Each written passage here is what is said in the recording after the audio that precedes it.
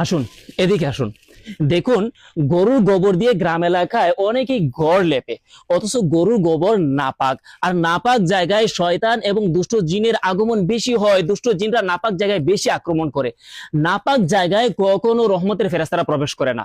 গ্রামে দেখা যায় মহিলারা গরুর গোবর দিয়ে উঠানে লেপন করে থাকে, এতে কি ইসলামের দৃষ্টিতে কোনো ক্ষতি আছে?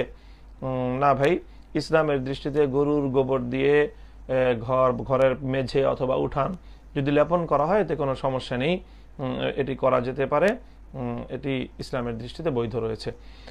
যেসব পশু পাখি খাওয়া যায় তার পায়খানা গোবর পেশাব নাপাক নয়, এটা হচ্ছে সহি মাসলা। তবে নোংরা জিনিস অবশ্য নোংরা। প্রশ্ন করেছেন গরুর পেশাব এবং গরুর গোবর এগুলো পাক না নাপাক। এইগুলো নাপাকের বিধানের অন্তর্ভুক্ত নয়, এগুলো পাক নাপাকের দিক থেকে এটা হচ্ছে পাক, তার মানে এই নয় যে খেতে হবে। অথচ গরুর গোবর নাপাক। আর না